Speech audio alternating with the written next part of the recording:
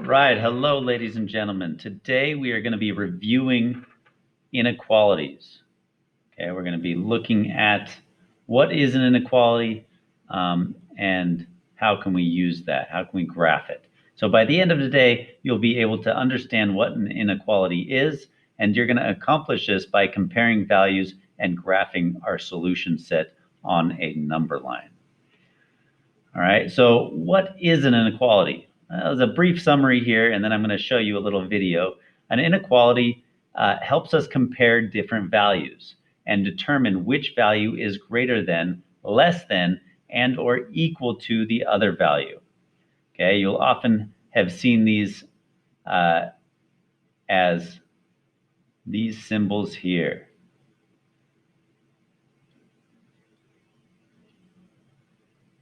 Okay, and we'll talk more about which is which, but just to give you an idea, those are inequality symbols. And that's what we are going to be looking at today. Here is a little video that kind of summarizes what inequalities are. It's about 5 minutes or so, but I'm not going to play the whole thing. I'll stop it about halfway through. In this video, we're going to cover the basics of inequalities. So we'll take a look at what all the different symbols mean, and also at how to represent inequalities on a number line. Let's start with the symbols. If we look at this expression, it means that x is less than 10. So x could be 9, or 8, or 3, or negative 4. Basically anything that's less than 10. Whereas if we had this expression, this one means that x is more than 10. So a number like 11, 12, 50, or 200. The thing that students normally find hardest about this topic, though, is just remembering which symbol is which. So one way that might help you remember it is to remember that the less than sign looks a little bit like an L. So L for less than. And if you can remember that, then you know that the other sign, which doesn't look like an L, must be the more than sign. The next thing we need to look at are these two symbols, which look pretty much the same as our less than and more than signs, except they also have these horizontal lines underneath them. The straight lines basically mean or equal to. So this first expression means that x is less than or equal to 10. So as well as being numbers like 9, 8, 3, or negative 4, x could also be 10 itself. Similarly, the second expression means that x is more than or equal to 10. So again, the number might be 10 itself, or any number bigger than 10. Another important thing to know is that when we take an expression like x is less than 10, that means exactly the same thing as 10 is more than x. In both cases, we're saying that 10 is a bigger value and x is a smaller value. We can also use... All right, I'm going to pause that video right there. That gives you a good rundown as far as what we're talking about when we're talking about inequalities. Hopefully this is somewhat review for you, but we'll see here. Okay, let me erase this. All right, so when we read these inequalities here, okay, here's how they read. This one is x is less than 7. So x is less than 7. Okay, x is less than 7. This next one here is x is greater than or equal to.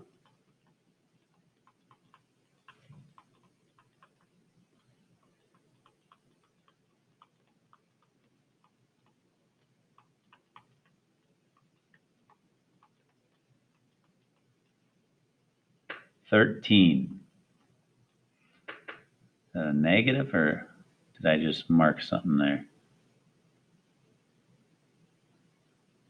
I don't know. Okay, and then this final one here is x is less than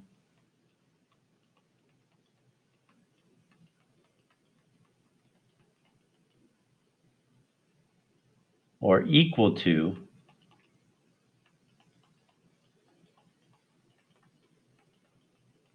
-6. Okay, so when that line is underneath the inequality symbol, it means or equal to.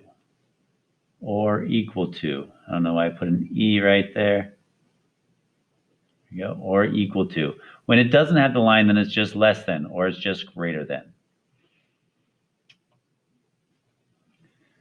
Now, sometimes we're going to want to rewrite our inequalities so the variable is on the left side.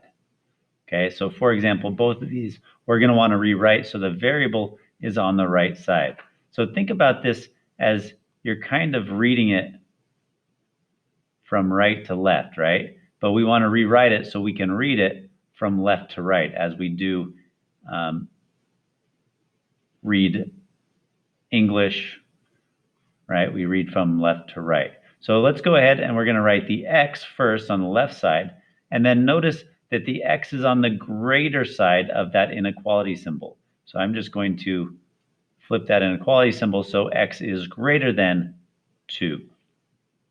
I'm going to do the same thing with this one. Again, since the variable is on the right side, right, we can think of this as x is less than or equal to -3, but we want to write it so we are reading it from left to right.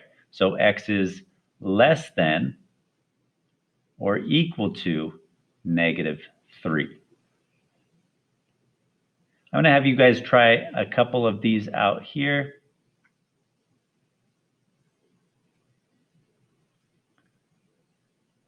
Let me clear this out. Okay, so you see two problems here. So go ahead, and what I'd like you to do is practice these right now. The video will pause, give you a chance to practice them. You can't put these answers into Edpuzzle. Well, I guess you could write them out. I'll have you write them out. What would those look like once you write them out? All right. Now, a couple things about graphing inequalities. Okay, the graph of an inequality shows all the solutions of an inequality on a number line. So when we have an open circle, okay, let me get my writing tool out here. When we have an open circle, that is going to imply either less than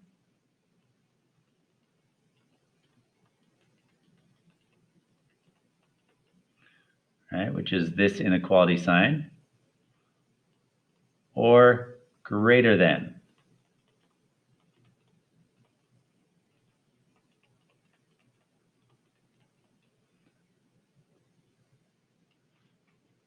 Okay.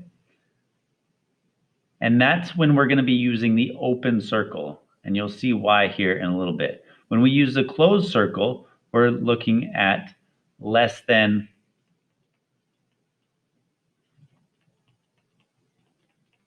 or equal to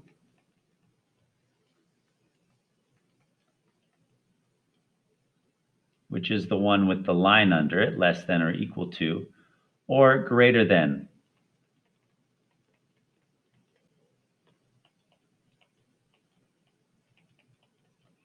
Or equal to.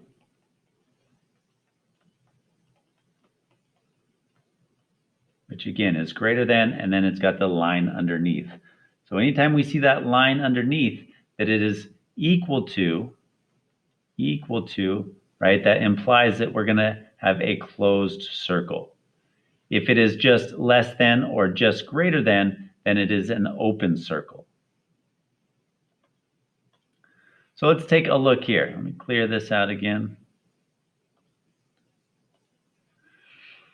So here we have x is less than 2, and we're going to graph it on this number line here.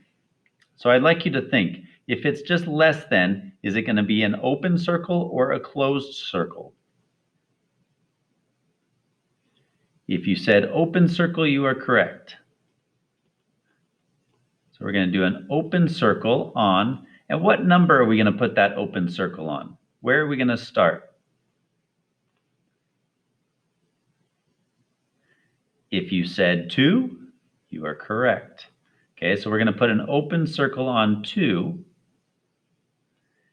and then the arrow needs to point to which direction. Again, we're looking for all values that are less than 2. Notice how it's really small here. So we want all values that are smaller than, and then 2 is bigger than over here. It opens up wider. So we want all values less than 2. So where are values less than 2? Values less than 2 are going to be this direction here. Okay? They're to the left. Okay, you can shade that way. And then you put an arrow on the end here to show that that goes on and on and on into infinity. Now notice we're shading in all of our solution set. So think of it, we're shading in all of the answers that are less than 2, but we're not shading in 2. It's an open circle because it's less than 2, but not including 2. So we're not going to shade this in. 2 is not part of our solution set here. 2 is not less than 2.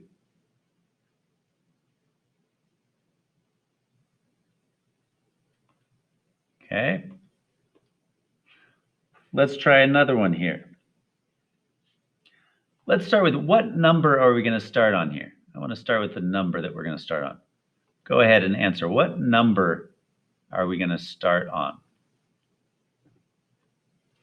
If you said -3, nice job, you are correct. We're going to start at -3 here, right here. There's our -3. And looking at this inequality here, b is greater than or equal to -3. Do we want an open or closed circle? Is -3 part of our solution set? If you said closed circle, you are correct. Okay, because -3 is part of our solution set. So we're going to shade that in. And then we want all values that are greater than -3. So are we going to shade to the right or to the left? If you said right, you are correct. Okay, so again, we're shading in all of our solution set here. Shade in every answer that makes this inequality true, including our -3. That's why it's shaded in. That's why it's a closed circle. It's because that is part of our solution set. And again, I put an arrow at the end here. You don't need to make this all the way to the end, but that gives you an idea. That lets you know that this goes on to infinity, goes on past this number line. Okay, so 6 is greater than -3, 7, 8, 9, 10, 11, 1,000, 2,000, 5,000, 78,263, 1,232. Okay, all those values are greater than -3 and are part of this solution set, including -3. That's why we've shaded in -3. That's why it is a closed circle, because it can also be equal to.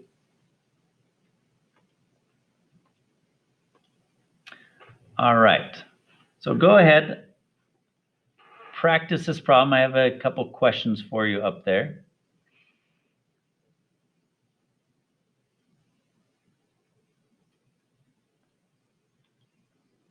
And then this next one here, again, answer those questions.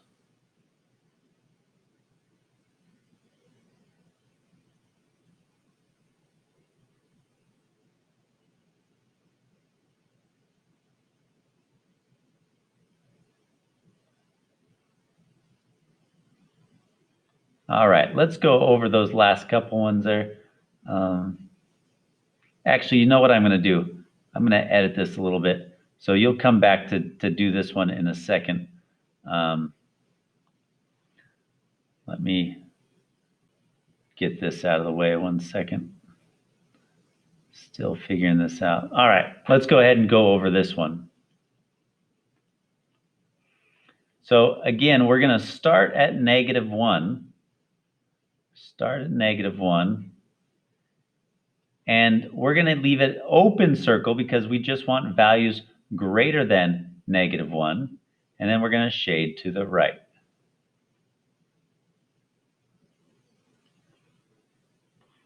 Okay.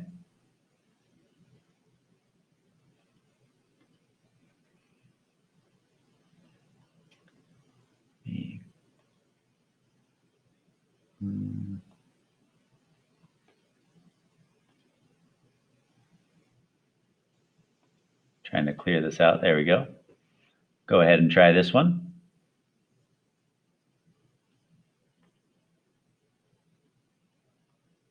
All right, so where do we start? We're going to start at 2, starting at 2. And then we want all values that are less than or equal to 2. So we're going to shade to the left.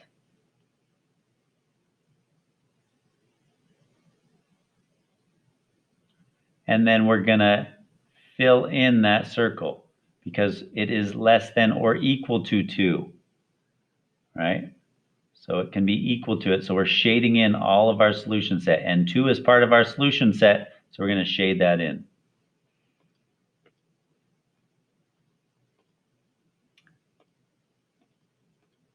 All right. So let's go ahead and try this again. Got to move this again. There we go.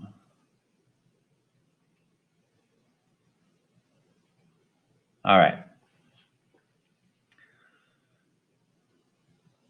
So first thing we're going to want to do here is rewrite this. Notice that this is written in the wrong direction here, right? So we want to rewrite this so that H is on the left side.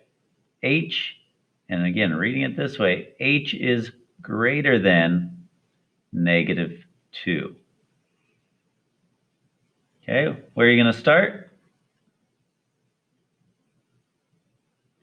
You're going to start at -2. Is it an open or closed circle?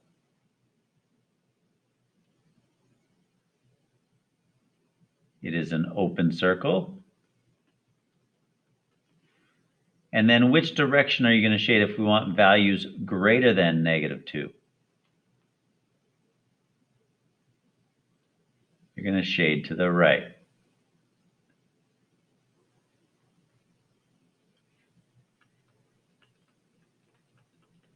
All right.